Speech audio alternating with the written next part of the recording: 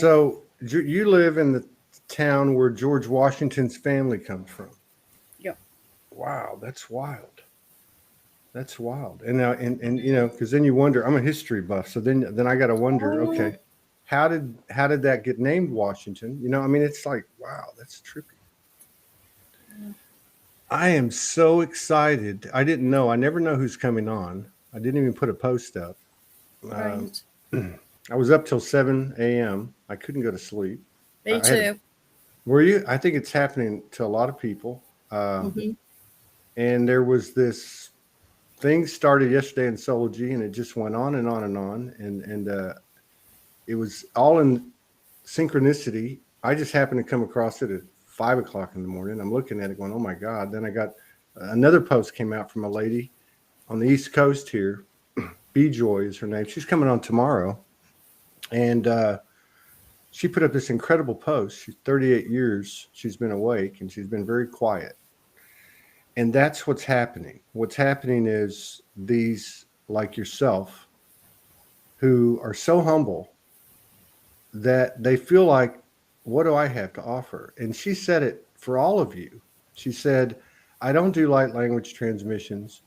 I don't have dimensional experiences. I don't have any of that. But I've been awake and I've got to say something now.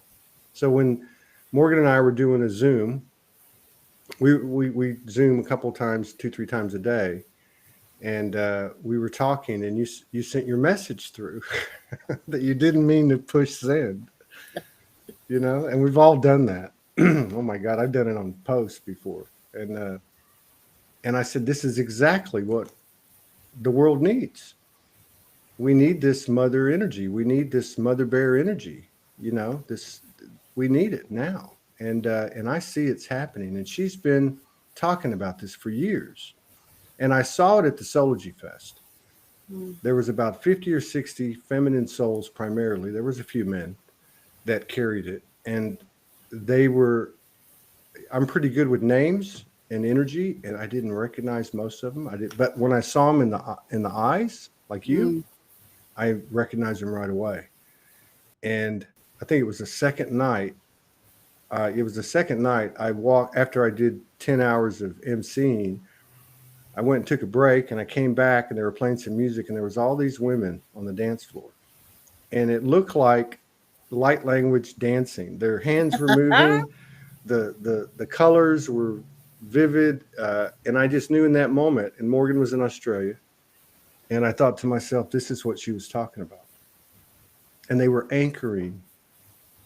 I knew in that moment they were anchoring in that place, in our little spot on the earth. They were anchoring this energy that you are. And so it's just, you know, I can't even tell you what an honor it is to sit in a space like this with someone like you who doesn't have an agenda, who doesn't want to market something, who doesn't want to Don't act, yeah, who just does, you know, who don't doesn't, you start us off and you'll yeah. not get any conversation. I get possessed. I can't help it. But really, that doesn't want to tell people, doesn't want to talk at people, that wants to just, that doesn't even want to be here, but knows their soul has put them here. And thank you for coming. And I'm sorry if I got you shook up, I but did try and tell people back in the day, but nobody wanted to hear. So I got quieter and quieter. I did all sorts of different things, and I just got quieter and quieter and quieter, and then just thought, you know what? It's about me. It's about getting me to where I'm supposed to be.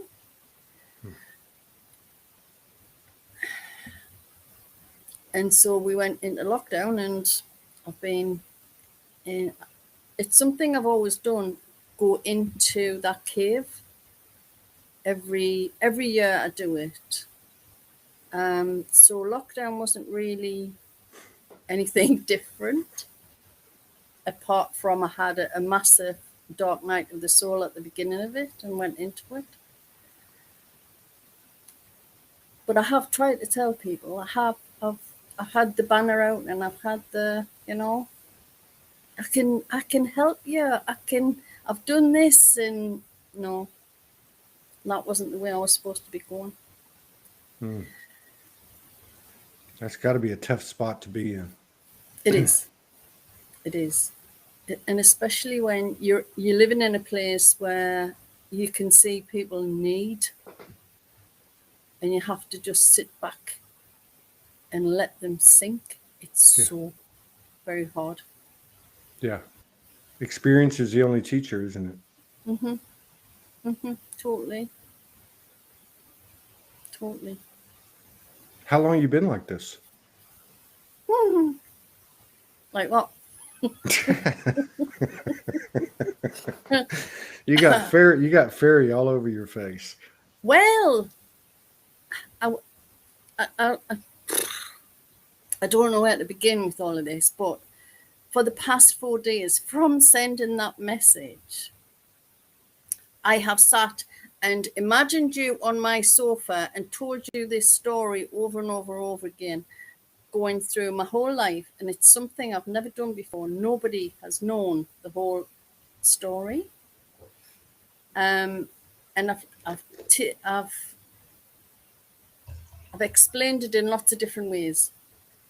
And while I've been doing it, it's as if I've had a jigsaw of my life, but some of the pieces I'd pushed in the wrong place. You know, when you're a child and you're really desperate to get that jigsaw puzzle together, and you'll just shove some of the pieces in, even if they don't fit. And as I've spoken this story over the past 4 days, I've been able to take some of the pieces out and put them in the right place. And so I've been telling myself my own story, and it's so much better than it was when I started 4 days ago. And what I realized is when I was very small, I used to play in the mud and build fairy bridges for the fairies to walk across. So you seeing that is like, yeah, definitely. Definitely that was where I was when I started. That wasn't where I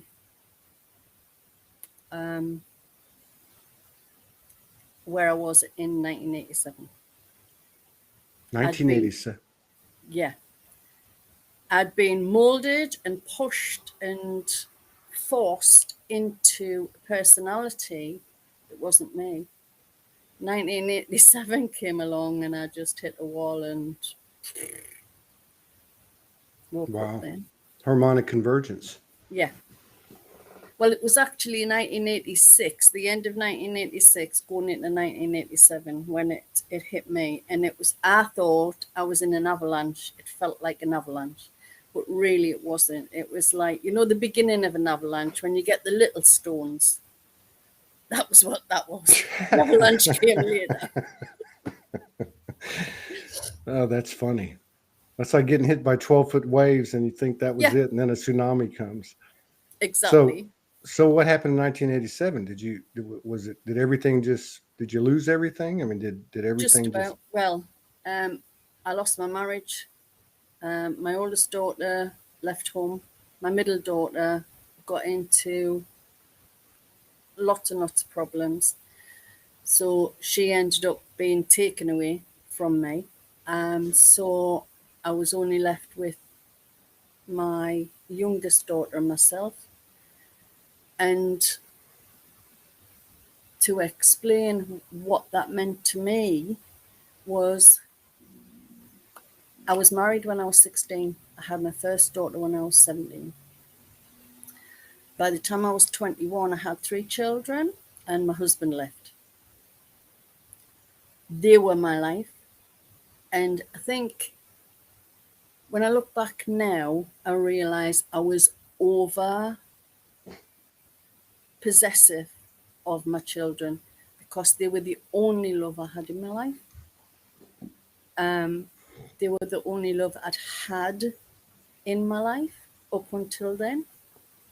So, of course, when this happened and my family fell apart, I fell apart. I had a breakdown. Um,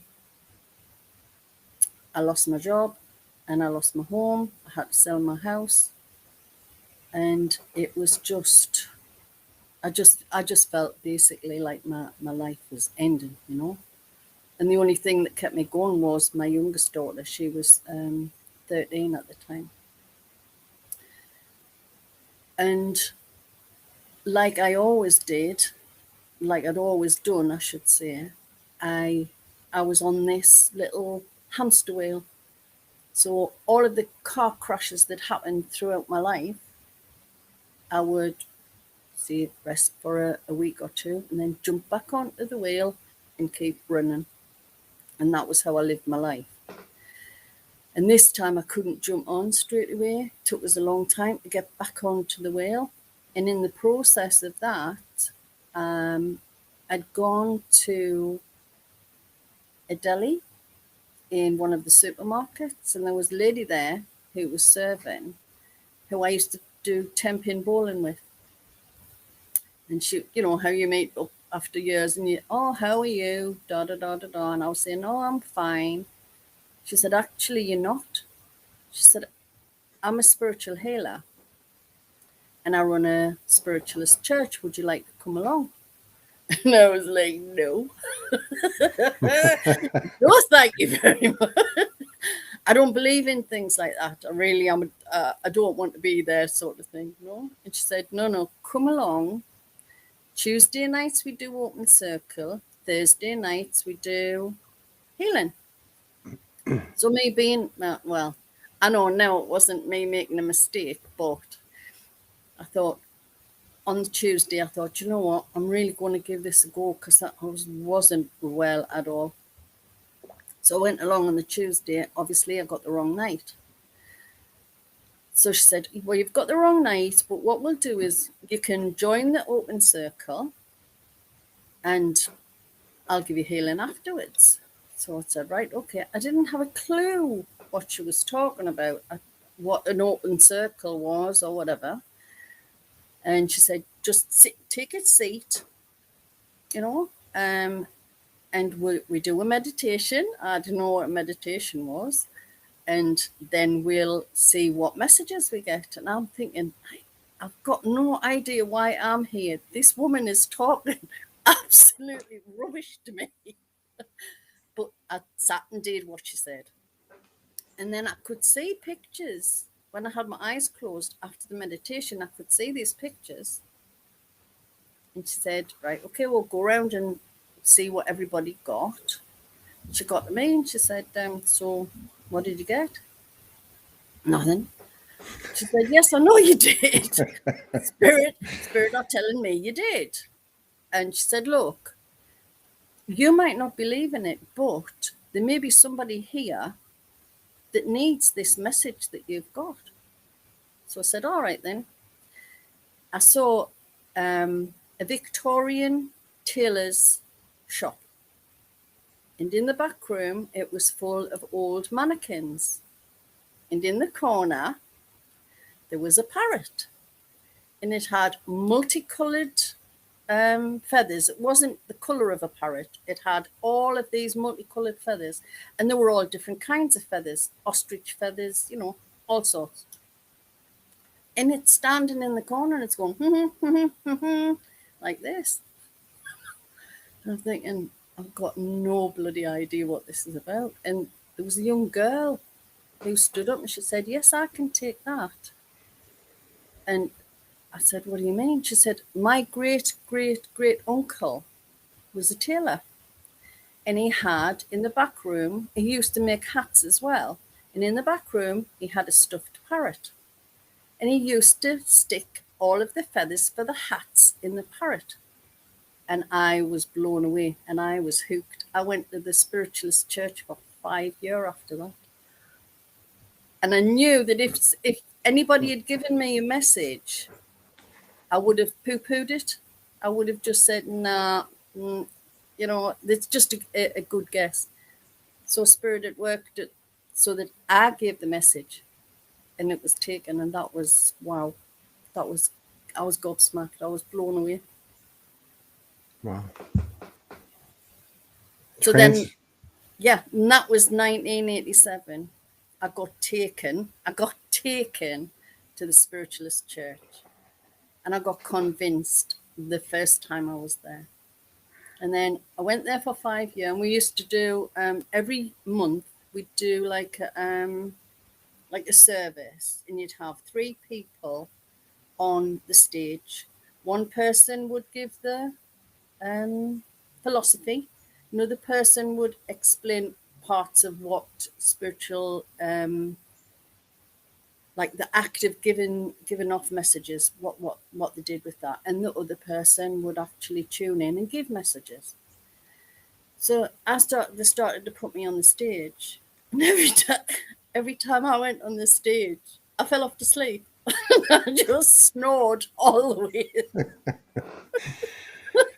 And so it got to be a running joke where they used to say, "Oh well, we'll have Marie sleep. We'll have Marie sleeping on the stage this week." But what was actually happening was I was having downloads of information and I wasn't aware of any of that, And it wasn't until years later I realized that was what had actually been happening. Wow, that's amazing. And I met people there who took me into various other things. And when I look back, I have a tie with Australia. And one of the ladies there came in one day and she said, "Marie, I've got a message from Spirit. You need to read tarot cards." Where I was like, "No, I'm scared of them. I really don't want to touch them." She said, "No, Spirit says," and I was like, yeah, Spirit says, really, okay. And so the next week she came in, she said, "Oh, I know why you didn't want to do it, because you're not supposed to buy your own because it's unlucky. So there's a pack and there's the book, and go and learn." And I thought, okay. So I started to learn them. In the meantime, there was a lady who had just come back from Australia. She'd lived in Australia, I think it was for 15 years.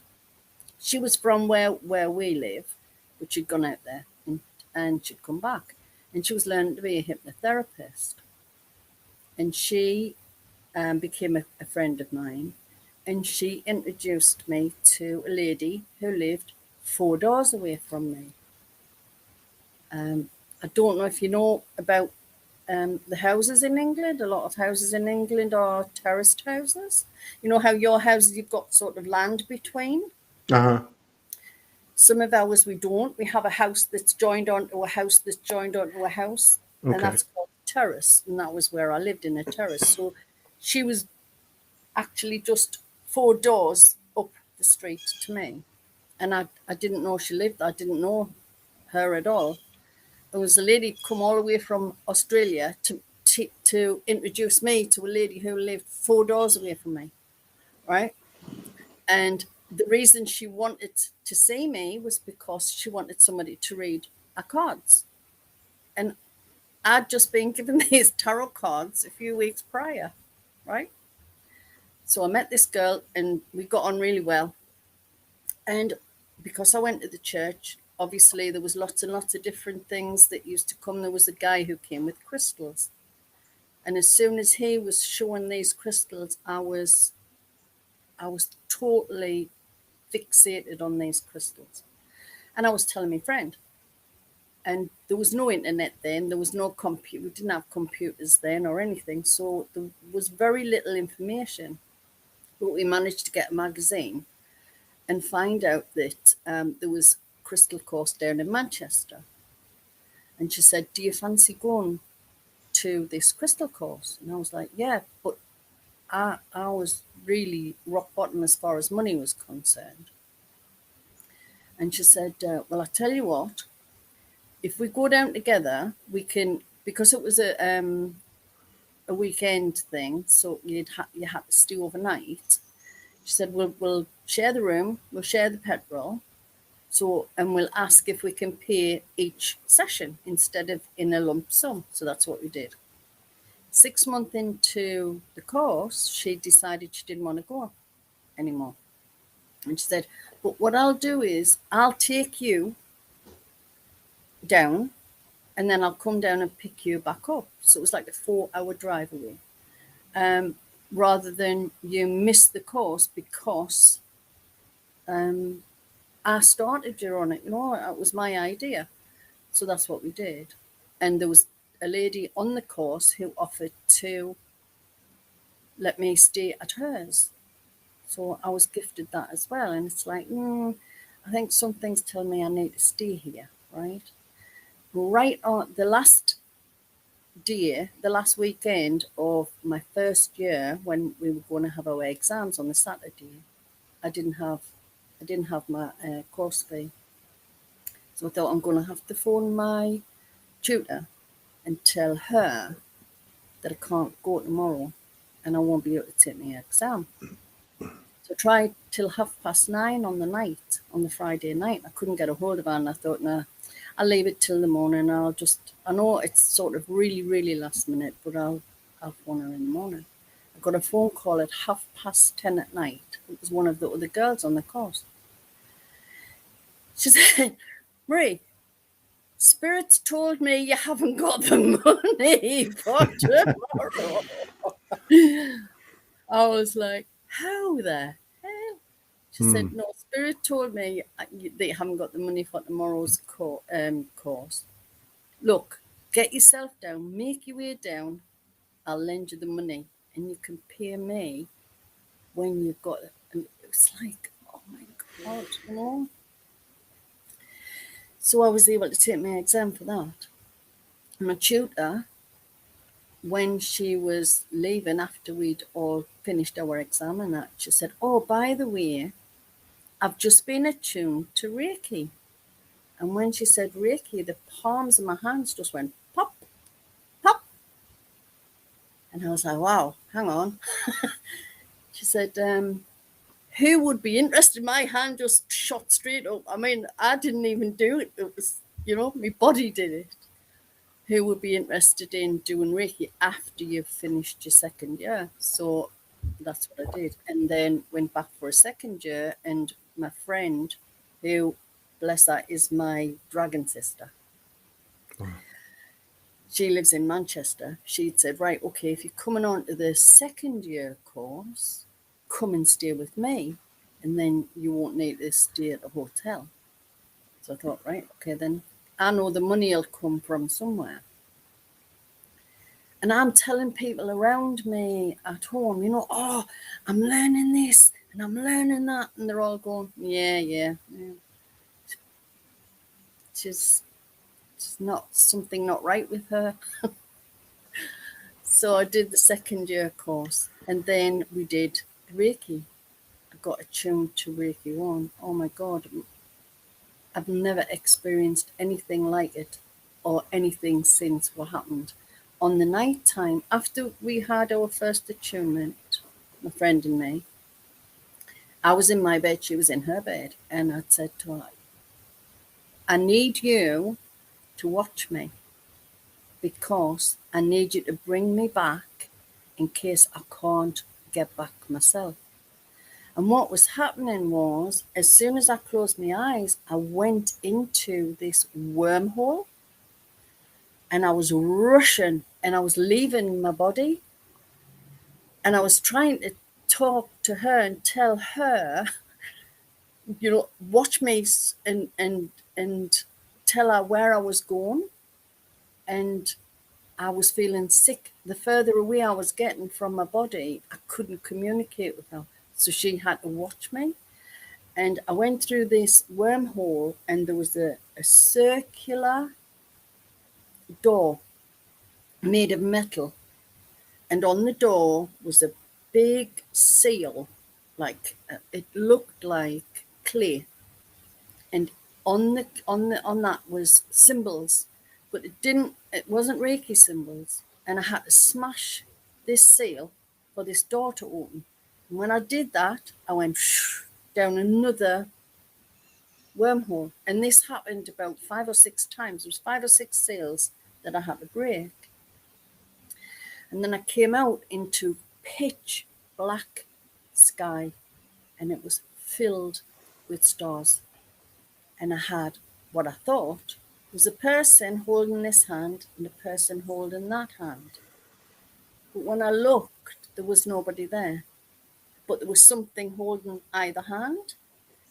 And they were sort of telepathically saying to me, look at this, look at this. And they just took us right up into the sky, into the universe. I don't know where it was, what it was. And I was starting to panic and starting to get frightened. And I said, look, you're going to have to show me who you are. I can't do this. And then I saw an outline, like the Invisible Man. Mm. When you see the outline of him, but you can Yeah. see through him. That Yeah. was exactly what they were like. But these were vast, huge beings. And that's what they did. They showed me the outline of them and I could see the stars through them. And then I was back. Were you, and you were conscious the whole time? Conscious the whole time. Yes, that was I was scared, but it was amazing. Absolutely amazing. That was my first review. That was years ago. Yep. That was 1990 when we went there. Yeah. It was absolutely gobsmacking. I didn't have any words for it really, if I'm honest. And it's only as the years have gone on and I've done lots of other things, like I said about the jigsaw puzzle, the pieces have been put in. The lady, I went from there, and then I had backtrack. My home life was quite traumatic and quite violent, and I thought that was all it was. But I could never, when you're talking with your friends at school and people are saying, what was your house like, or what did you do in the house when you were a kid? I could never tell anybody because I didn't know. I could describe my garden, pardon me, I could describe the person next door's house, inside and everything. But as soon as I imagined going into my front door, it was just black. I didn't know what was in there. It was just black, and I couldn't tell anybody anything. So I knew there was a problem. I just didn't know what. And I was always a kid who asked questions. My mother didn't like that. And my mother didn't like me, actually, because I was a girl. So anything feminine, she sort of crushed. To the point where I was an actual fighter at school. I used to have fights at school. And I mean, fights, And girls used to come from all over to fight me. Not that I'm proud of it. In fact, I was terrified. The whole of my life, I think I was terrified. But that's another story. So, 1990, I got a telephone. No, sorry, 1991, I got a telephone call from this man who was a manager of a what do they call them? Residential home. And I hadn't seen my dad for about 15 years. And he said, would you be, I've got your father here and he wants you to be executor to his will. And I said, oh, okay, no problem. And he said, okay. And I said, what does that entail? And he told us. And then he said, would you like to come and see your father? And I thought, yeah, I haven't seen him for a good long while. And I thought, I want some questions answered, so he might be able to answer them. My mother won't, so he might. So goes to the place. And 20 years prior to this, my dad had had a stroke. He got his mobility back, but his speech was still quite poor. So I went in and I was talking to him. He was crying. He was holding my hand and kissing my hand and crying, you know. And I was trying to ask him these questions, and he just was saying, "Oh, I don't know. And then he sort of gestured, "Would you like to come and see my room?" And I was like, "Oh, yeah." So he took us up to his room. And he had a shoebox with photographs. He only had 5 photographs. That's all he had. And a little radio and a pair of dirty old slippers. And I didn't think about it at the time, but I thought about it afterwards, and I thought, why would he want me to be an executor to a will when he hasn't got anything? And the photographs were laid on his bed, and I thought, he must have planned for me to go up there, right? So he was sitting on the bed, and I was sitting in the corner on a chair. And he went, "Oh, come here," and he patted his knee for me to go and sit on his knee. And this surge of fear just overtook us, and I'm sorry, Dad, I'm going to have to go. And I got outside, and I had a flashback. And I didn't know what to do. I really didn't know what to do.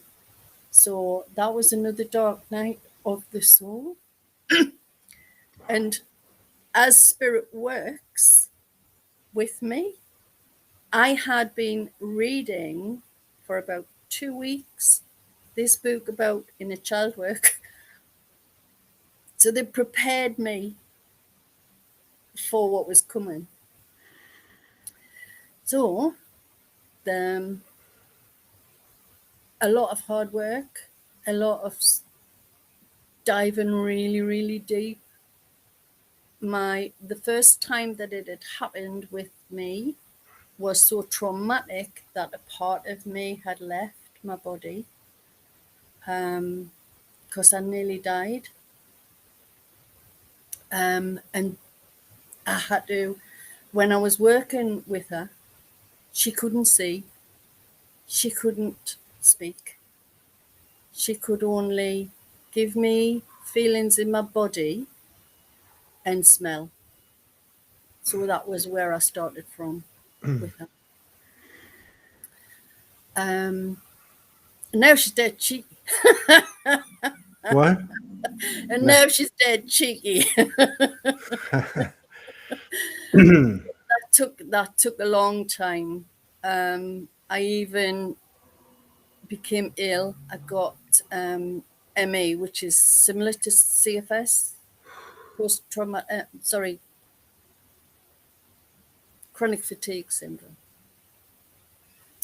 And I did get through it. It took us a few years.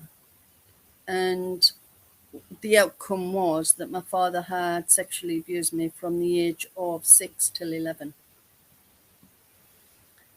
And then, as I say, I did lots and lots of different things. And I think it was all about my healing. It was never really about me being a healer for anybody else. And where did I go with that? Oh, yes. Through the spiritualist church, I met other people and we did groups, right? This was a few years down the line. I can't actually remember when it was, but I was working with this lady and we were doing placement, and we decided on this day.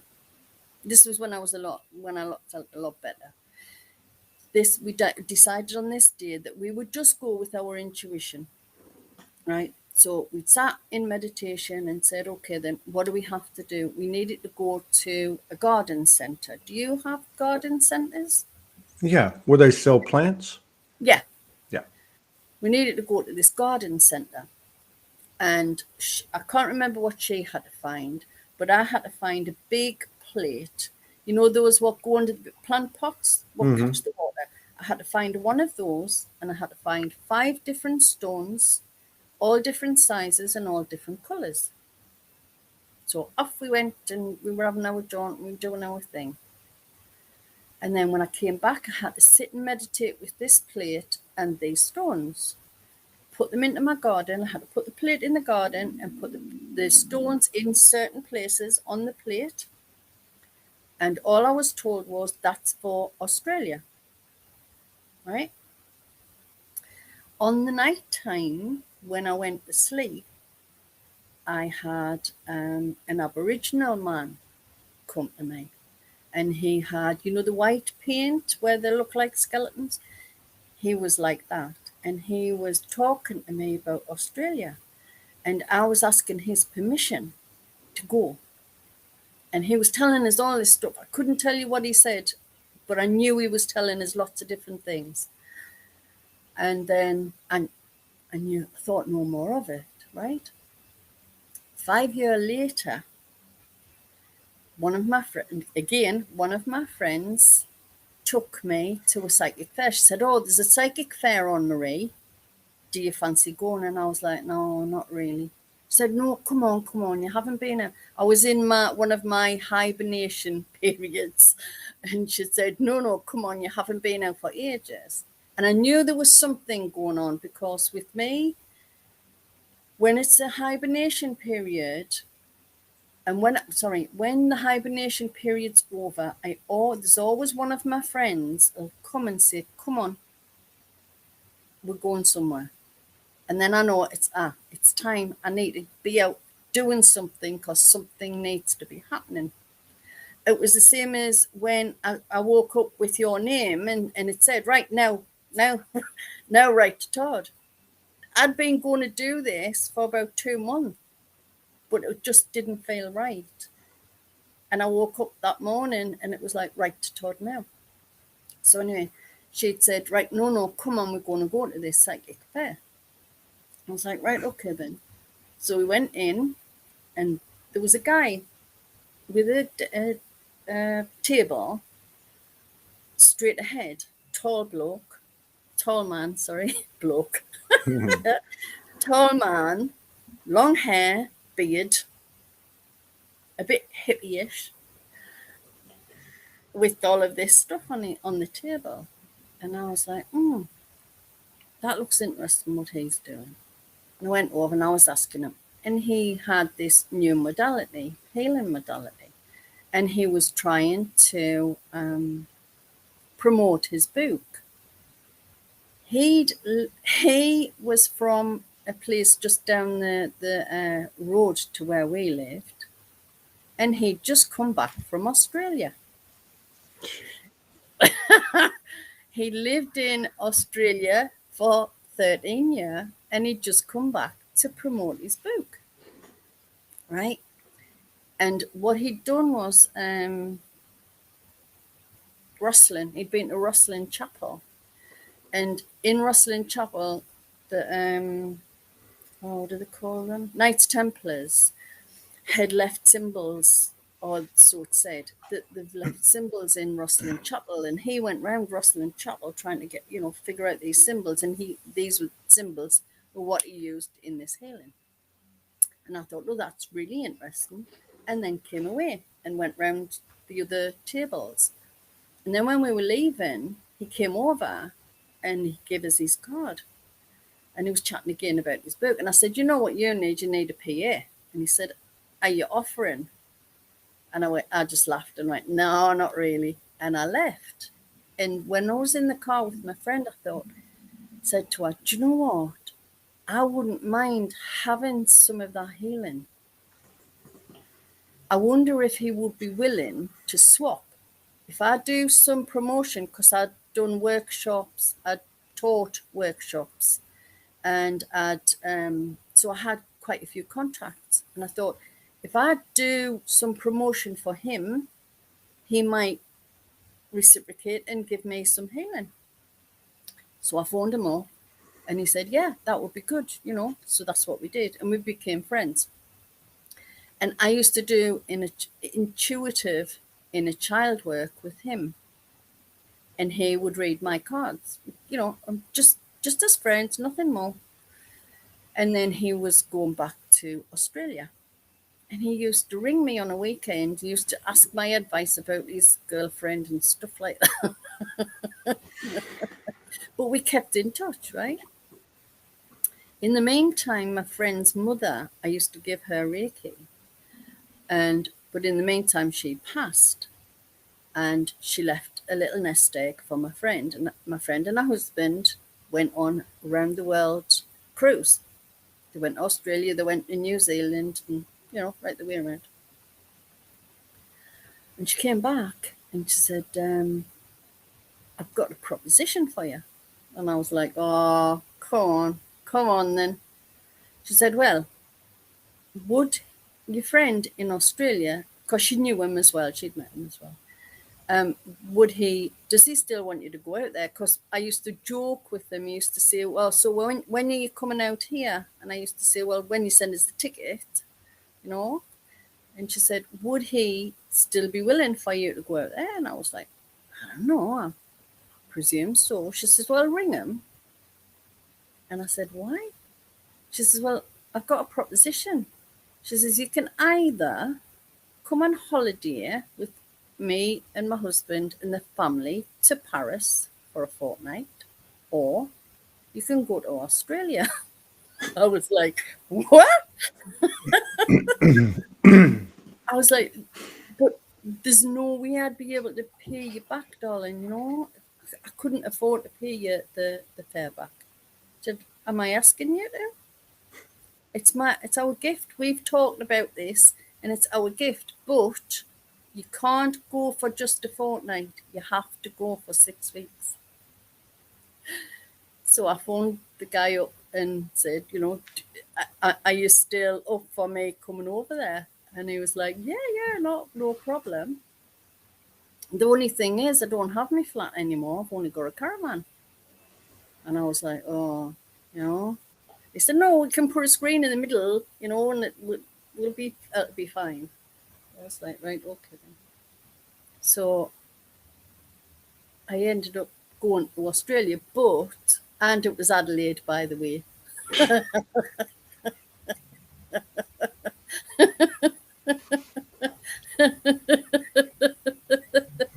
Gets better. It really gets better.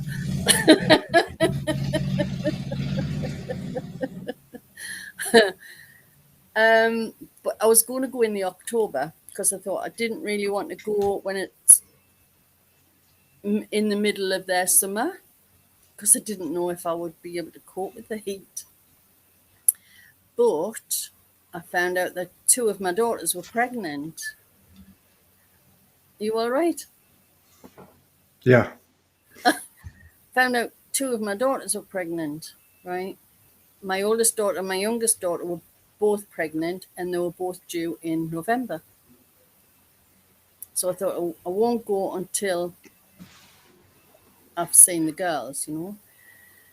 So they had the children on the same day.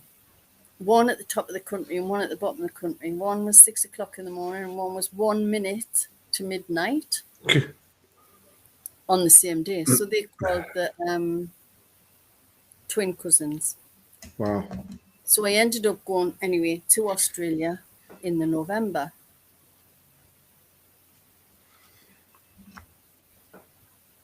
I reminded you, didn't I?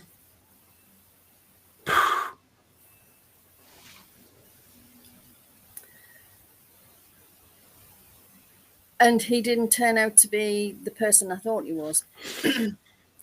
I was being left in the caravan on my own in, I think they call it whoop whoop, is it? Out in the wilds. Right. Yeah. So I was being left. I didn't know anybody in Australia. But I'd been introduced to this lady by him when we first got there. So I wrote a little note to the angels and said, this is what I need. I need to be out of here. I need to be in a safe place with people who care about me and who are going to, be good, sort of thing. And I went to the little shop and got a newspaper, and I thought, I didn't have a clue about visas or anything. I just thought, if I can get a little part-time job that keeps me safe, I'll do it. And there was a job in there for a live-in housekeeper. So I'm phoning this number. Anyway, I didn't get an answer. He came back on the night time and said, we have an invite to stay at my friend's house. And this was the lady who I'd been introduced to. So we went to stay for the weekend. And then we were getting the bags ready to leave to go back to the van. And she said to me, you're not going back. You're not going back to the van. You're staying here. So I stayed with her. And we're still good friends still to this day. And because it was Christmas time, I was there till after New Year, actually. So Christmas time and New Year spent with her and our partner and our partner's family. Now, our partner's family, his dad was part Aboriginal. And his sister is an artist, and she painted Aboriginal paintings. She looked into our heritage, and the dot paintings when they do all the little tiny dots. Yeah. Did them, right? And I was I just got distracted by something somebody had written. Thank you. I was doing cards and things to pay my way, sort of thing. So I'm doing the family, right? And the sister I got talking to, and I start telling her about my dream that I'd had with the Aborigine man who was talking to me, and I was asking for permission to come to Australia. And when I described him, she said, oh my God, you've been visited by a bone man. And I was like, what? She said, that's what they call them. They don't talk to anybody. I was like, they talk to me 5 years ago. Yeah. And I anchored light in that house when we did a meditation. And I thought, that is the reason I'm here. And at the time, my friend was having a pool house built. And have you heard The Voice, the song The Voice? I don't know who sings it. I think it's an Australian guy who sings it. I don't know. It's like I don't know if I dare sing it. And the voice trying to understand it, sing how to make it clear. Oh, we're not gonna live in silence. We're not gonna live with fear. Have you heard of it? I have not. Well, we sang and danced to that every day for about a week, me and her. So I know that was also for the ground. So that was my, and then I came home in February. That was my trip to Australia, and never in my wildest dreams would I have believed that I would have been there. And the lady, my friend, now does toning and light language. Wow. Jeez. We're only like in 1997 here. And I think I gotta say something. I mean, I see a couple of comments. Obviously, there's a connection to Australia. Everybody knows about it. It's not a secret, but there's much more to what I'm getting here. Right. And I don't want to take away from this. I'm all ears, but I just got to. No, don't go, just go. Jesus Christ. So there's so much remembrance in what you're saying. It's mind blowing. It's it's mind blowing. It's everywhere you've been. I remember.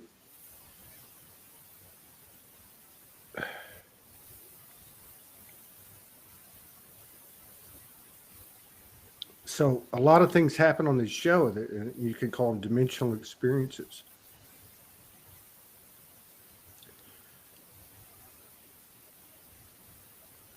Well, I remember the Templars. I remember so many different things. I remember when I first was in physically with Morgan, and I put my hands on her, and I, in an instant, experienced every bit of sexual violation she had ever experienced, and it just blew my mind. And as you were telling me your story, and he said, and I already knew, Yeah. and I actually experienced those 6 years in an instant. There's obviously some type of deep soul connection. Mm-hmm. Morgan received a download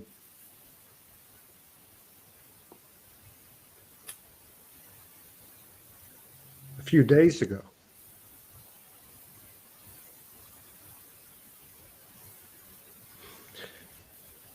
And what she received was that 100 goddesses would come.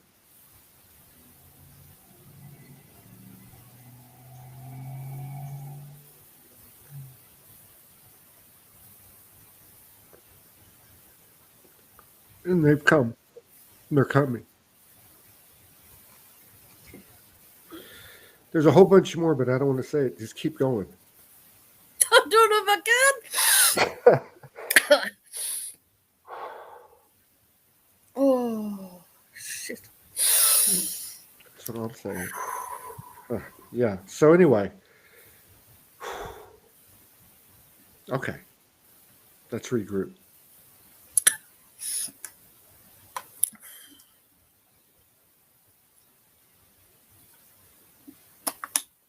Yeah.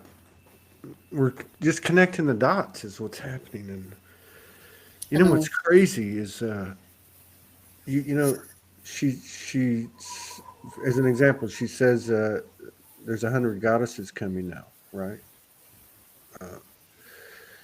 And you take it in something like that, or even like things that you were getting premonitions of, or and then it happens, and it happens in such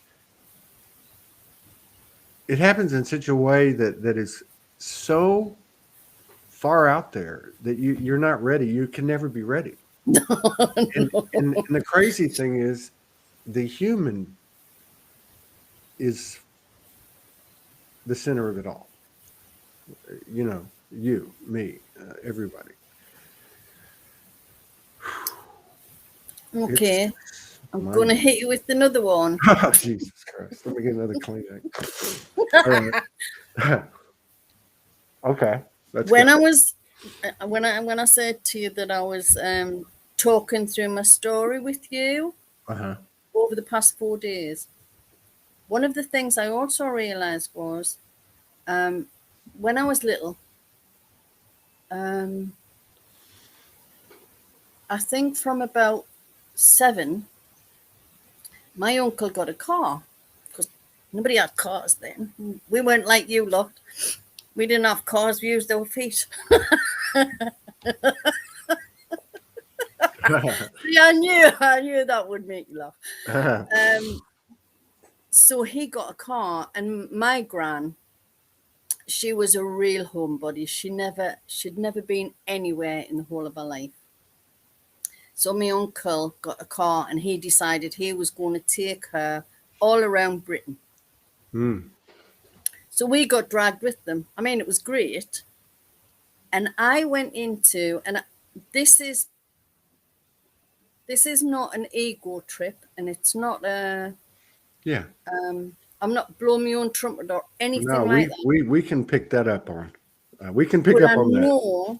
I now know by telling that story, telling my story to you and changing the jigsaw pieces, I was taken into castles. I was taken into churches, and I was taken into cathedrals all around this country. And I know that just being there, Yeah. I was taking the light in. And I was like, when I realized it, I was like, oh my God. It never entered my head going through, like, sort of doing all that I've done. It never entered my head until I changed that piece of jigsaw puzzle and looked at it, and I thought, because I was looking at the way my life had gone and how I'd been taken everywhere, and like to Australia and other places that I've been. I got taken to Turkey with my bless my heart, my first husband's sister. She was my soulmate. She was definitely my soulmate. We lost her when she was 49. But we went on holiday to Turkey. I'd never been abroad. No, that's a lie. I lived in Singapore for 2 years when I was 2, because my dad was in the RAF. So I got taken to Singapore. We lived amongst every religion you could imagine there. And I lived there for 2 years, and I had an armor, which is like a maid, who looked after me. So I was safe from my mum for 2 years. That's another addition to the rest of this. But anyway, so that's what I forgot. Sorry, I'm going to backtrack to Australia again. Because my daughters had put together money to let me stay in Singapore for 2 nights. I think it was 2 nights in this hotel in Singapore, because I always said I wish I could go to Singapore and see if there was anything that jogged my memory from when I was little. So they'd paid for 2 nights in this hotel in Singapore, right? And when I got there, I think it was about 10 o'clock at night, and I was going to go to bed. And then I had a word with myself and said, listen, you're only here for 2 days. Are you going to waste it by going to bed? And I thought, no, I'm not. So I got myself ready, got a taxi, and went into Chinatown in Singapore. Didn't know any of the language or anything, but it was close to Chinese New Year. So there was people from all different countries in these 2 streets, and you had all the lanterns hanging, and it was magical. And I just walked up and down these streets. It was fantastic. But then I needed to get back to the hotel. So when there was people in this bus stop, and I was going along, everybody, excuse me, do you speak English? Excuse me, do you speak English? And they were all like, no. Because I needed a taxi to get back. And I happened to see this taxi coming down the street, and I flagged him down. And I said, how much is it to go to wherever the hotel was? I can't remember. And he said $5. And I went, no, it only cost us $2 to get here. I'm not paying $5 to get back. So he went away. And there appeared, I don't know where this guy came from, on the right-hand side of me, and he whispered in my ear, do you have a problem? Can I help you? And I told him what had happened. He went, come with me, put his arm around us, took us to the taxi, called a taxi over, said, take this lady to wherever. I didn't see the guy's face. I got in the taxi, turned to say thank you, and he'd gone. There was nobody there. I don't bloody believe this, like, right? So that was my first helper. Second I'd gone in the following day. I'd gone to, they had a bus from the hotel that took you around Singapore to show you the sights. So me being me, I was like, I got the bus, but I got off. I thought, oh, I recognise that road. It's called Orchard Road. I remember my mum talking about that. I'll get off here. So I got off and just started walking, right? I didn't have a clue where the heck I was. I sat and had something to drink. And then I thought, I want to find Raffles, because I remember my mum saying that we used to go to Raffles for tea. And I want to find Raffles. So looked up, because they did have some signs in English, and it was the metro. I think yours is the underground, isn't it? Right. Subway. It's subway. So I thought, right, I'll get on there. They'll have signs. They'll have signs in lots of different languages. Had signs in English, north, south, south, north. That was it. Hang on, I haven't got a clue which way I've got to go. So I just kept going on the escalator. They had these huge escalators, right, that went down to the next level. And the place was massive. It was beautiful, but it was massive. And I just kept going down these escalators. And then I got to the bottom, and I must have been in the bowels of the earth. Honest to God, I'd gone that far down. And there was nowhere for the trains to come in. There was just glass walls. And I was having a panic attack. Then all of a sudden, the glass walls opened as the train's door opened. And I was like, oh my God. They had glass walls so that nobody could fall onto the train lines. Right? So I gets on the train, looked on the little map, and it said Raffles. Next stop. Great. Jump off. Oh my God. This is I jumped off the next stop. And these skyscrapers, I've never seen skyscrapers like that before. I was like this tiny, weeny little thing in the middle of this square, and it was just buildings.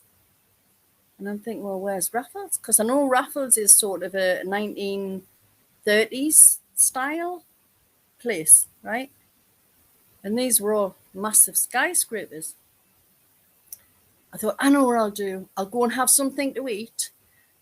And the waiters they'll know English. Somebody in there will know English. So I went in, ordered my meal. And I was saying, could you tell me how to get to Raffles? And the lad was saying, you're in Raffles? No, I'm not. I want to go to Raffles. Yes, Raffles Road, Raffles Street, Raffles this, Raffles that. Because seemingly what I didn't know was that Raffles, the guy, I can't remember his first name, when he put so much money into Singapore that when they rebuilt it, they named everything Raffles. Oh my God. I was like, oh, and I said, well, how will I get to Raffles Hotel? And he said, well, if you go onto the metro, I was like, there's no way you're going to get me on there again. Do you not have buses here? And he said, yes, we do, up the street. So I walked. And I'm walking. There was nobody in these streets. I was on my own, right? And I'm walking across this bridge. And I could hear, the music that they play when they've got the dragons, the people who are in the dragons. The music, I could hear this music. So head for the music. There's people. Somebody can ask, head for the music. And it was across this bridge. And I didn't even notice these people on the bridge. The bridge was closed. And there was these waiters in beautiful, pristine white, crisp suits with a silver tray and all of the champagne on. And there's all of these dignitaries. And I'm walking past them, taking photographs as I'm walking across this bridge, right? And there was this huge building that had, what do they call them? The Chinese dragon statues outside. Yeah. And this was where the music was coming from. So I'm walking across to the music and I'm looking through the window, and here these people are dancing with the dragon costume on. Oh, it was amazing. So I stood and watched that for a while, and then went round the corner and there was a bus stop. So I'm sitting at the bus stop, absolutely exhausted, trying to look at the timetable to figure out if I knew what I could find out what time the buses came. And then I heard 5 Aussie voices. It was 5 lads jumping out of a taxi. And I shouted, "Boys, hold that taxi." And they went, "Oh, it's a pommy. Pommy, yeah, wait for the pommy." So I jumped in the taxi, right? So they were my second helpers, right? Gets in the taxi, and the taxi guy could speak English, and he was they're very, very polite. "Oh, madam, how are you having a lovely time? You know, have you been to Raffles?" And I was like, no, I haven't been to Raffles. I try and find it. And he went, "There it is." I was just round the corner to where I'd been sitting at the bus stop. And I just went, "I'm too tired. I can't go now." So he took me back to the hotel. Oh my God. And then as I was going in the lift, there was this very, very tall, big guy, Indian. He was a concierge. And he said to me, "Have you been shown around the hotel, madam?" And I said, "No." And he just went, "Come with me." And I'm following him into the lift, thinking, at that time, I was very suspicious of men. Yeah. You know, I was very suspicious of men. Already, there was 2 lots of men had helped me. And he was sort of beckoning me into this lift. And I'm going, don't know if I want to be doing this, but okay, you know, he's got a uniform on, he should be okay. He took me up to the top of the hotel, and he was like, no, madam, this is our golf course. If you would like to use it, it's there for your pleasure. This is our swimming pool." And I'm thinking, wow, oh my God. I mean, this is somebody who didn't have 2 halfpennies to rub together, you know. And he showed me all of this, right? And then he'd said, "Well, I'll take you down," and took us down a couple of floors. And he said, "Come with me," followed him, said, "See that door at the end of this corridor?" And it just looked like ordinary rooms. You know how you go in a hotel and you've got the rooms and doors. And it just looked like an ordinary room door. And he said, "That is the discotheque. If you would like to go there for a drink on a night." And I was like, "Oh, good. Yeah, I like that." And then he said, "Come with me," and took us down another couple of floors. He said, "Now I'm going to show you something." And not very many people are shown this. And I'm thinking, oh my God, what the heck? And he took us out of the door, and there was a little metal stairway, and it had pot plants up the side. And there was like a little veranda. And I think it must have been used by the staff. And he said, if you want to take photographs of Singapore, come here and you can stand on there and you can see right over. And I was like, "Oh, thank you so much." He said, "Not very many people are shown this." And I thought, that was so sweet. So later on the night time, I went up to take photographs. And then for some reason, I had this overwhelming urge to do like a little ceremony to my 2 armors for looking after me when I was a little girl.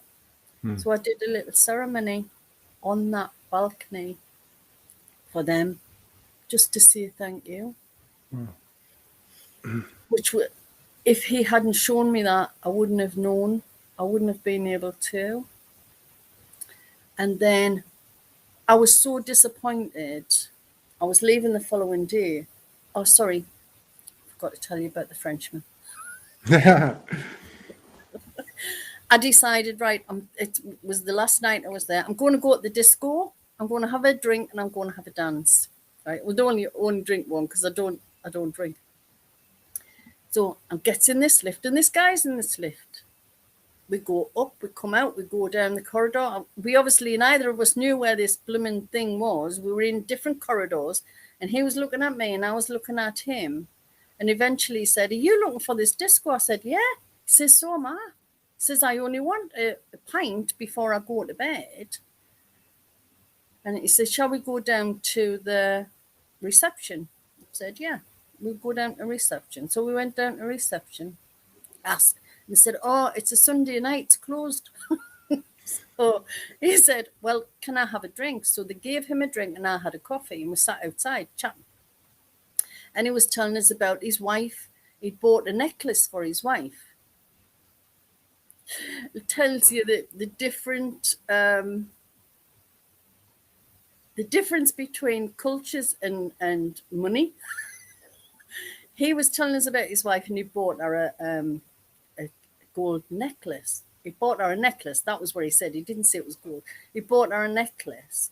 And when his daughter had seen it, she'd taken it. He said, "So now I need to find one." And I was saying, "Oh, go to Chinatown. They've got loads of cheap things down there. You'll get something lovely for her down there." He said, "So what's the price of gold down there?" I thought, "Oh, no, you don't need to go to Chinatown. Yeah, that's No, you right. need to go to the goldsmiths in the town." Oh my gosh. And I thought, "Oh, he must have thought I looked posh." He But recognized royalty. I must have. Thanks, He Todd. But on sold it. the last morning, when I came down with my cases and I was waiting for the taxi, there was this little porter, Indian porter, and he said to us, "So have you enjoyed your visit?" And I was like, "Well, I have enjoyed my visit, but I'm disappointed." And he said, "Why?" And I told him why I was there. You know, I said, "Oh, madam, you would never have found anything, because when our president came to power, he destroyed all the old. He didn't like any of the old. He destroyed all of the old and he rebuilt new." And I was like, "Oh, well, thank you for telling me that." He said, "Yes." He said, and I told him about us being there when I was little and that my dad was in the RAF. Mm. And he said, "Oh, my father used to work in the RAF office." I said, "Really? So did my dad." He said, "Yes, I remember going to the Christmas party in 1955. And I went, "I was at that Christmas party in 1950. Oh my God. In I was Singapore, like, "Yeah, millions of people.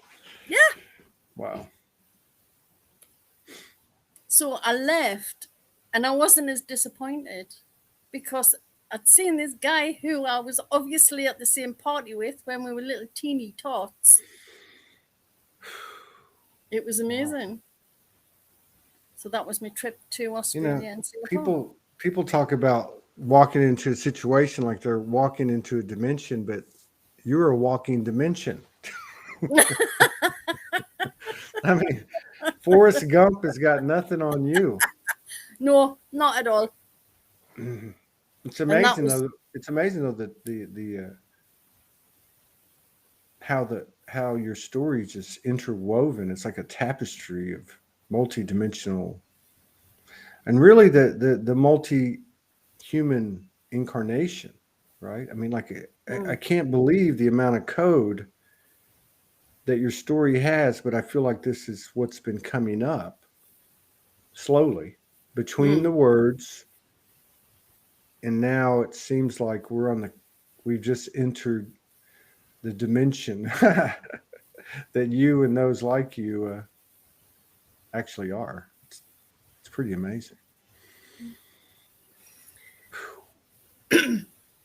And I've been to Mary's house in Turkey, where the Really? Virgin Mary was lived, and Ephesus, where John the Baptist died. Wow. That was when I said I went with my Jeez, you're freaking me out. You're just freaking me. You're really freaking me out. And I why don't get freaked out. Well, everything. And then last night, God, here we go. go. So last night, I went to this place. I can't even explain it. I laid on the couch and I talked about this in the solo broadcast I did a while ago. I vaguely remember talking about it, and I laid down and I said, I get it. I get what we're doing. We're taking the heart. The uniqueness is the heart. The emotions are the expressions of the heart, the energy of the heart. Only the humans have it. Like, so this is what we get to do here. This is what we get. So I thought in this moment, I am going to take it all and I'm going to bring it into my heart and I'm going to project it like I never have before. I don't know what I'm doing. Mm-hmm. It's Right? great though when you don't, isn't it? Right. I don't know what I'm doing, but I'm going to do it. And I'm telling you, I have never in this incarnation to my conscious memory ever transmitted something so pure and so clear. And I don't know if Morgan felt it. Mm. I know she did in the soul. But before I started, and I do everything now when I pray, it's myself. I understand. I get it. I am source. I am the God, goddess. I get this. But last night, before I started, because when I was a little kid, going to Catholic church, I just knew from the get-go something was not as it was being presented, but there was something pure too. Like you can't hide the truth. It's in everything. Yeah. And the first thing that I attached to, the first thing that spoke to me, so to speak, was Mother Mary. Right? Mm-hmm. Mm-hmm. And that's what I did last night. Right. I asked her, I said, I understand that you're embodied in me, but I also understand just as Maurice stands there and Morgan stands there and I stand here, there is both a singularity, but a duality. Mm-hmm. And I said, I'm asking you to please help me. And she appeared like 22 feet tall. Wow. And she didn't say a word, and she never did in my memory. Right. She just stood there and just stood over me. And I didn't even remember that until you just mentioned this. So here we go again. And then the John the Baptist thing, I mean, of all the things you're going to mention, right? Mm-hmm. Like, you know, there's so many different aspects that are involved in everybody's journey. And of all the ones that I've had, this guy pops his head in at the most, like maybe 5 times in my whole life. I don't even know who he is. I don't even know who he is, but the most You don't know who John the Baptist is? No. I'm saying I've never, like, you know, I know Jesus. I know Magdalene. They've come to me in a way that probably a lot of people have experienced. You know, Saint Germain or Merlin, but this guy, he just comes in at the most pivotal moments. Right. And the first time he ever came in, it was when I first met Morgan. You know, I was doing stuff and I didn't know what I was doing. And so she was on the phone with me because she would never get on video with me. She got on the phone with me and she said, okay, you know, let's start this. And so immediately I'm not going to tell the whole story, but immediately I'm on this road in the Holy Land sitting on a curb and there's all these holy men walking by. So long story short, I jump in line, I go, there's a stage and Jesus is up there and he calls me up to the stage and I get on the stage, and he points to this guy who's at the podium, and it's John the Baptist. Right. And it was my coming out party, I guess. It was an activation or a remembrance. But there's been like 3 or 4 other times, and now, as we're having this experience together, of all the names you want to pull out of the hat, because that's the one name that it's the marker, right? Right. It's the marker that tells you this is a big moment. Right. You guys have reached another level, and so, yeah, thank you. I don't know what else to say. It's just like,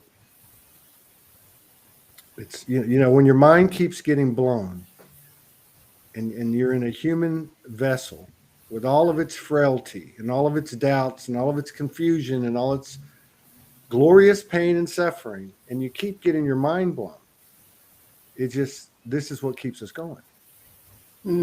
Definitely. And it's coming faster and bigger every day for everybody. We are amazing. You're amazing. Oh, thank you, Todd. God, I thought I was gonna. I didn't know. I thought I was going to get on with a mild mannered. I didn't know I was going to get on with an OG, an original goddess. I had no idea. Yeah. Hey, I was taught to fight, lad. I'm not mild-mannered. Well, I should have known at that point. I can be. Of course. Yeah, of course. Absolutely. I don't know where I've got the confidence for this.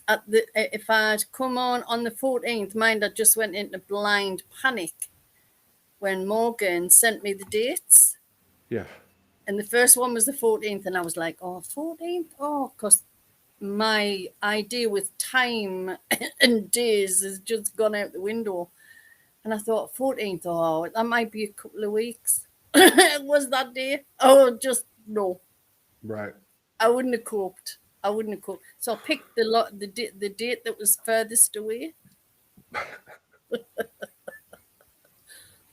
And what happened was Morgan had put the dates and then accidentally put 18th.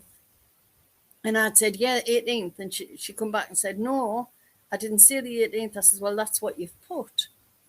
And in the space of time of me saying, okay, 17th is okay, somebody had took that date and she said, I'll give you the 18th now because the other dates are taken.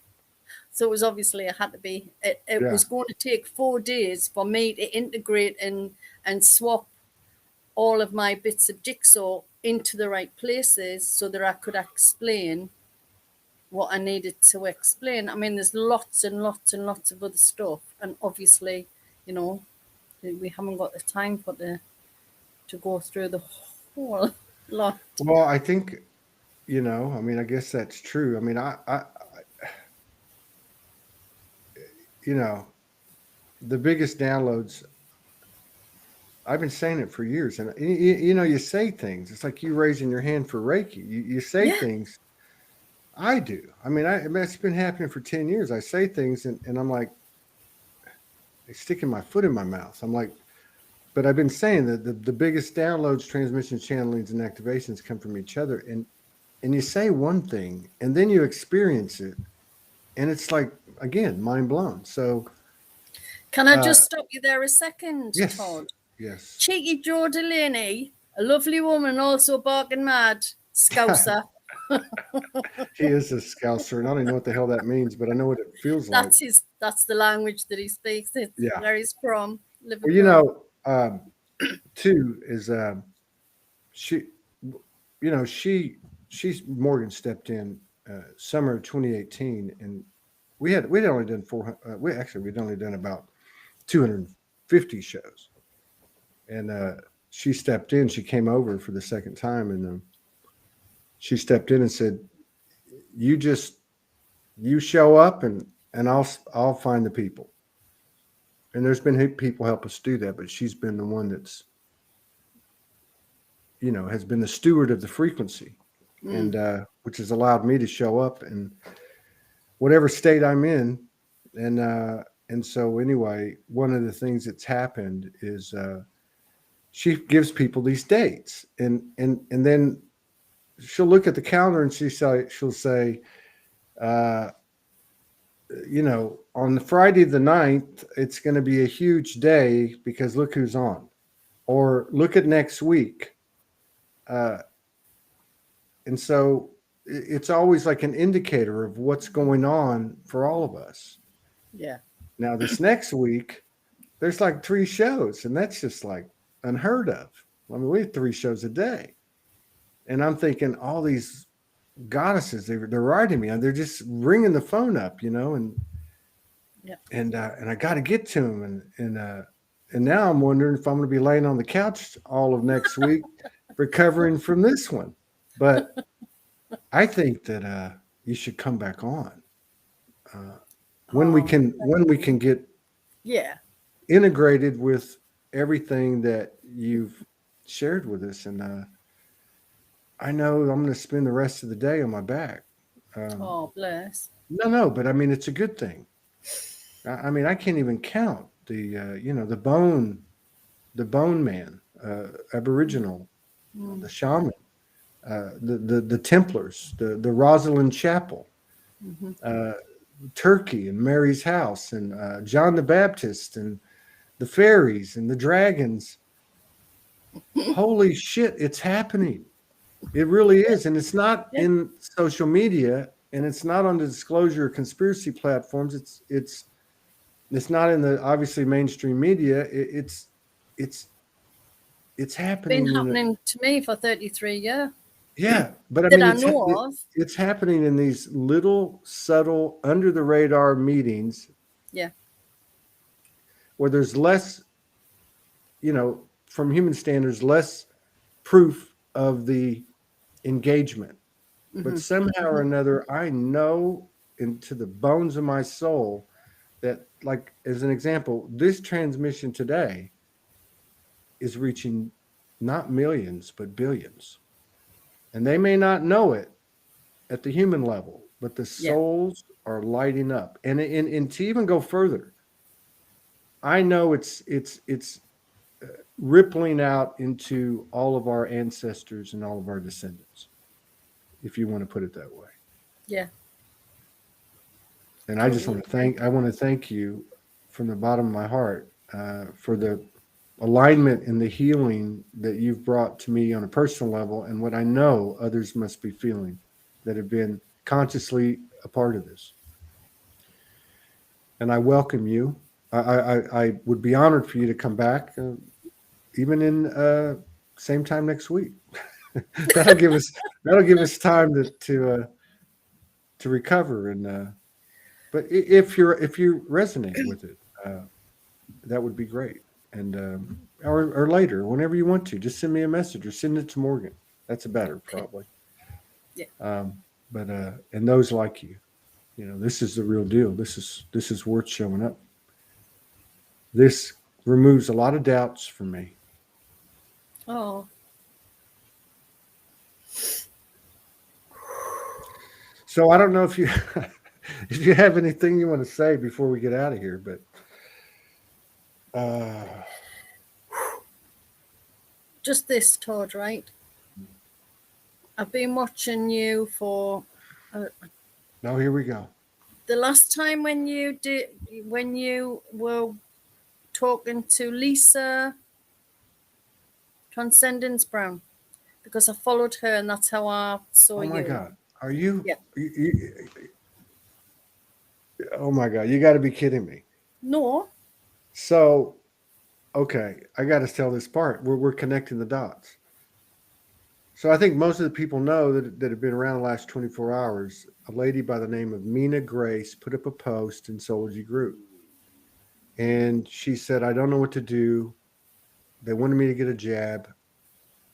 And I said no, and I lost my job, and I love my job, and I'm confused, and I don't know what to do. Can you offer any advice? Almost 900 comments on this post.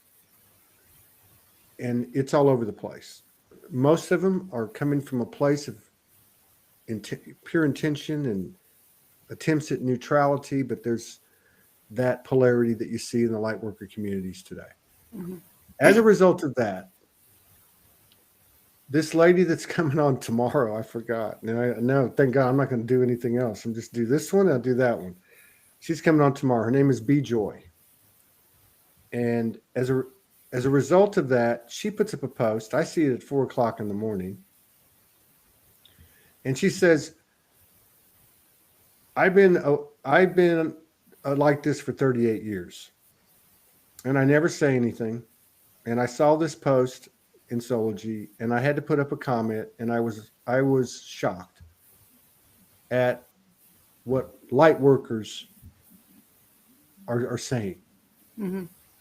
And then she just poured her heart out. She goes, I don't do light language. I don't do dimensional stuff. I don't do this. I don't do that. I do it quietly. I've been converting and alchemizing 3D into the, and she just went on to say this.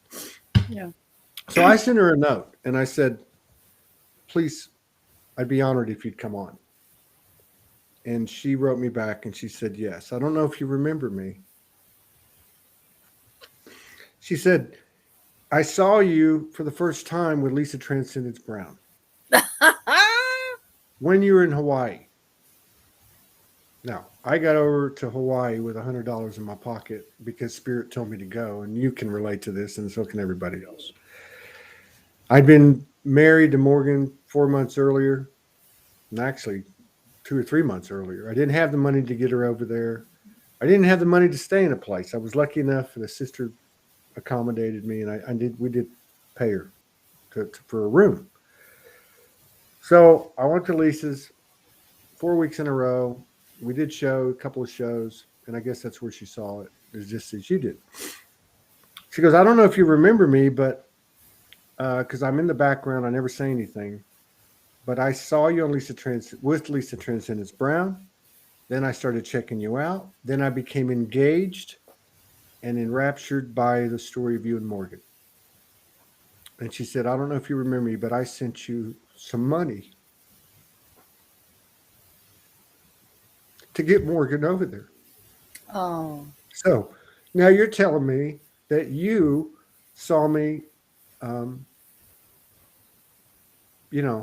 first with Lisa Transcendence Brown. Yeah. And so, and big props out to her. Yeah. And so, this is crazy. But I wouldn't change it. I wouldn't change a thing. And what? And so I was going to say, so if you ever doubt how much you inspire and change people's lives, Todd, you do. Constantly. Well, every time you're on that program. Well, every time. No, I thank you. And it's nice being humble and everything, but please take it because you do. No, I mean, I love myself now. Like a lot of us have learned to love ourselves. And when I lay down to do what I did last night that I told you about, that's the first thing I said was, I love myself. I'm not attached to anything. I get this, but she is my muse. And a lot of people don't know. You can see she is.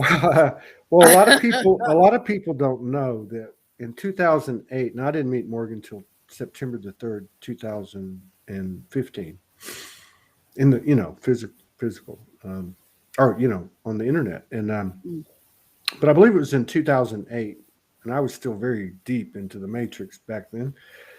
She was already 10 years into downloading at a very high level, and she put out a prayer to the universe, and she said, I would love to see a place where people can come and share their skills and abilities and their downloads and their stories and their experiences. And so fast forward to March of 2012. Now I'm 8 months into my awakening, homeless and following that guide, that voice. And in March, on her birthday, Archangel Michael came in and said, Soulogy. And I said, well, what's that? He said, the other side of truth. I said, what's that? He goes, well, you figure it out. We're going to give you the pieces. You put the puzzle together. That's exactly what he said. So I had many visions from that. Yeah, the boogers, aren't there? Yeah, I had many visions from that point on. And one of the first visions I had was Soulogy down the road. And I'm on this stage, and I'm obviously going to speak, and there's like a big auditorium, and I get up to the podium and I look to my right. That's right. I look to my right, and there was this woman, and she was sitting in a chair, and she obviously was connected to me. And so the transmission came in, and it was like, you are the voice. It's not about you. And I know that. And they told me that for 6 months, by the way, until I finally said, I get it. I won't go there. Right. And she's been a great reminder for that. But when I looked at this woman, she was quiet. And there was just like a tone coming out of her, like an illumination. And I understood in that moment, you are the voice. And I could see the impact that this individual had that didn't say a word. And it really struck me. I didn't know what it was at the time, and I still don't quite get it all. But my point is that when I woke up, and I started walking the streets, and I was doing Soulogy, I was looking for her. I was answering a call, and but I was also putting out a call. Yeah. I was trying to get her to see me, not knowing who her was or even what it was, right? So, I actually sent her a note last night, and I said, she's here, and you are her, meaning all of you, like you. And she is the dreamer, and I am the dream maker. And together, we are the new soul. Yeah. So this is just, this is amazing. And I don't know what I'm going to do, because this lady B Joy is coming on tomorrow. And if you want to get a preview of that, just go to my page on Facebook, Todd Medina page, and I put up her post that she put up in Soulogy, and it's just part of this. She's one of these these proverbial, the energy of one of these proverbial 100 goddesses that Morgan became aware of a week or so ago. So wow, who needs whiskey, beer, cocaine, and weed when you can be in the presence of something like this? Mother Mary told me a long time ago, back in the day, because we used to have these talks, and this would be 4 or 5 years ago, because I always went to her. I always went to her when I had issues, and I raised a lot of hell, and kind of like a wild angel, and she would teach me lessons, and she said to me one night, you are wild. You're a beautiful wild, and you're from the wildest part of the multiverse. And I get you, and that's all I needed to know. It was okay, right? And I know I have a lot of fire, and I know that can ruffle feathers, but it's her energy that is Morgan's energy, that's your energy, that calms me. But I know that it's also important that I don't suppress that, because you guys are the dreamers and I'm the dream maker, and this is not about Todd, it's just about the energy, right? You guys are the mother goddess, and the way I look at it, what we call God is a woman, and at least in terms of this realm, please don't get caught up in semantics and get a bunch of messages saying God is androgynous. But so she is creation. And it makes sense to me because anyone who's been in that void that you talked about, and I've been there, that holy darkness, the mother's womb, where everything that was is no longer there, and all that can be created. So I look at that womb as being the original cell or soul. She thought, she's the dreamer. She thought, well, what happens if I split in half and create my twin? Or whatever you want to call it. And that, which is the other side of it, you know, positive, negative, masculine, feminine, whatever, is creator. Yeah. She is creation. She is the dreamer. And then he, and we're speaking energetics, is the dream maker. Yeah. And somewhere in that Vesica Pisces, where they, oh, hi, how you doing? Back together, is that third energy, that Christ energy, Christ energy, that we're all experiencing now. And wow, what did you do to me?